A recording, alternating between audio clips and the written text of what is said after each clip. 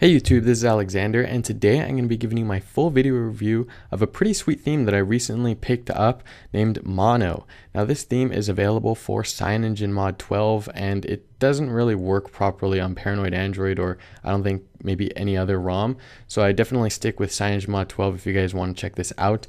But yeah, this is going to be my full video review. It's a minimal theme, like I said, for CyanogenMod 12.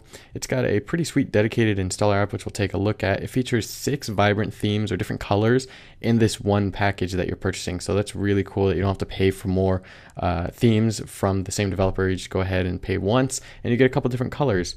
It's very detailed. Attention to detail is something that is all over the place in this app. You've got about 50 app icons that are themed, system UI themed, switches and checkboxes. You've got settings, Instagram, keyboard, and so much more. So let's just go ahead and get right on into it.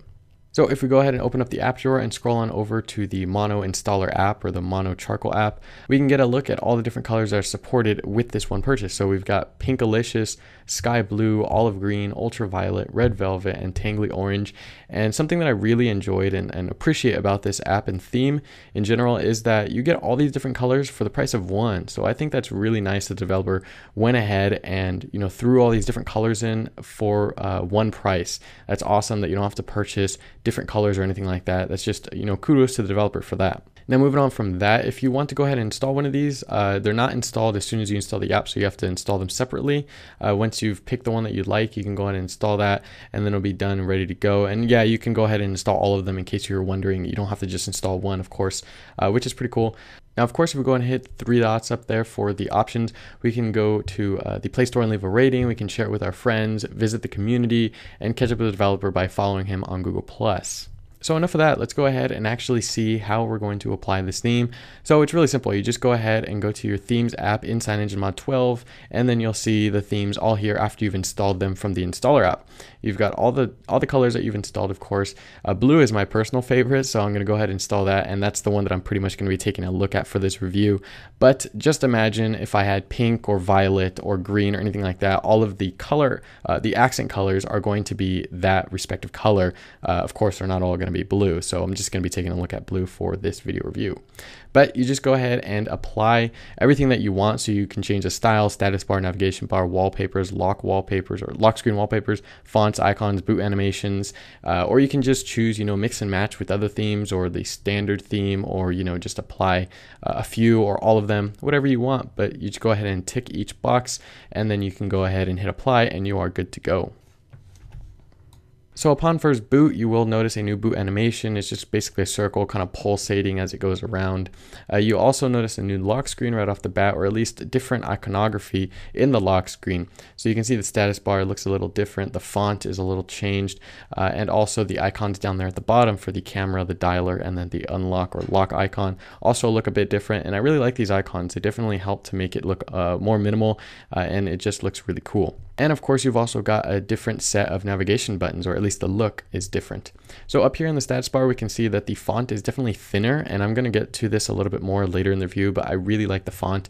You can see that the icons up top for the Wi-Fi, that's the Wi-Fi icon, the airplane mode and the battery percentage, those all look different, and I really like the way that they look. It really just helps to make the device feel a little bit more minimal whenever you're using it. So of course the status bar is themed, and if we go ahead and pull down, you can see that nice blue, and then we've got the nice little transition animations from Lollipop and CyanogenMod. And you can see all the blue and black here, and it really works. The blue is a little bit more subdued. It's not necessarily too bright. It is a little bit brighter, but it's not too bright. And the black is, of course, just a deep black, and it really, they complement each other really well. The developer definitely knows what you're doing with the colors because they just look great. And of course, you have this same theme if you want, with pink or green or purple, so keep that in mind as I'm going through this. Now this is pretty much my least favorite part about the theme, and most themes are like this. They usually have this problem where they can't theme all of the icons, and I'm not exactly sure what the reason is behind it, but it does make it to where I don't really want to apply, or don't really care to apply the icon theme. I'll probably just install a third-party launcher and get my icons that way. But it is nice that at least he did theme a few of them, but it's just not enough to make me want to actually have the icons themed.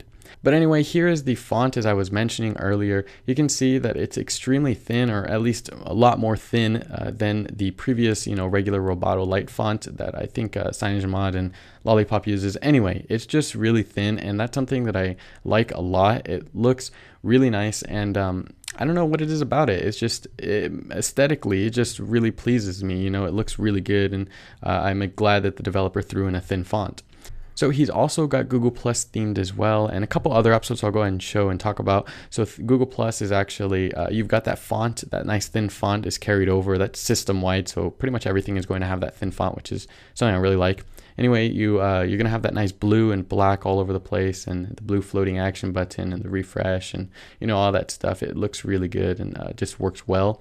You, of course, have the Hangouts app theme. That's another one. So there's also the keyboard, by the way, which I'm going to get to in a few minutes. But yeah, you've also got the Hangouts themed with this nice blue accent. And I can't really show you the main area, but that looks really sweet. You've also got the calculator themed, and this is one of the more simpler apps, but it still looks really nice. I like that he went through and themed it with the blue and black and everything. It just works. Now the settings app is actually, I've said this many times before, probably my most favorite areas of Android, and I'm going to go back to the settings app to take a look at it and talk a little bit more about it, but it looks great. Play Music is another app that's themed with the blue accents, and that looks good. And so is YouTube and a couple other apps like the Contacts and the Dialer, but I didn't really want to go on those for personal reasons. But yeah, you got a couple apps that actually have this nice color scheme throughout. But personally, my favorite app that he's redone, aside from Hangouts maybe, is Instagram. Now he couldn't really do too much with it due to limitations, but he definitely did what he could, and it looks great. It looks miles better than the stock Instagram app. Now there's no material design here, he couldn't do that, but it definitely looks a lot better. He's got different icons he's working with. The black and the blue looks great, and especially if you have an AMOLED display, the black is going to look awesome throughout the theme. Of course, it does function exactly the same, so if you're going through, you still double tap to like and everything like that. It's not going to change the functionality, but it definitely will change the look, and it just looks a lot better here, I think, in my opinion anyway. It just looks great. These icons down here at the bottom also, they just really work. And, this is something that I actually would prefer Instagram to pick up. They look super cool.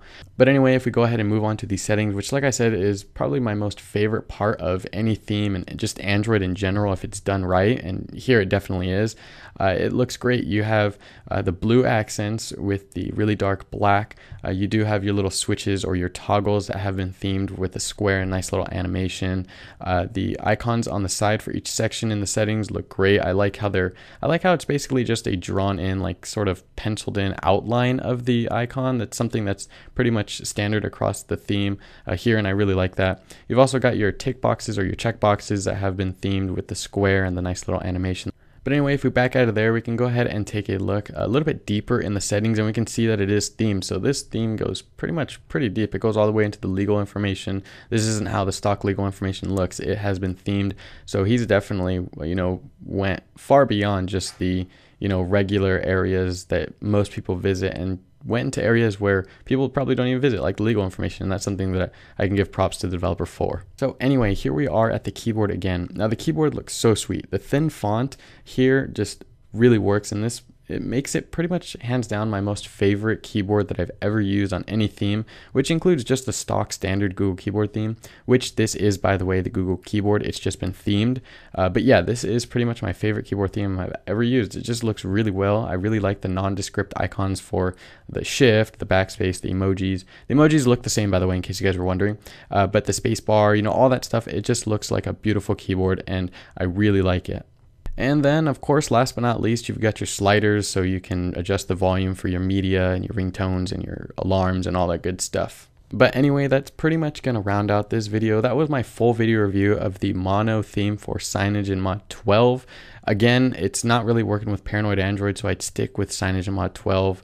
I would ask the developer about any other ROMs before you try it. But yeah, this is a great theme. I'm really loving it. And again, that was just the review I did of the blue theme. I wasn't really going to be able to cover everything. The video would get really long. But here's a little look at the pink. So we've got the slider and the status bar up top, and the icons. It's really pink and black. So if you guys are into that, you've also got the pink and black theme. And of course, here's a little look at the purple as well, in case you guys are into the purple. purple. So it just looks really nice in pretty much all the different colors. I just prefer blue. That's my favorite color.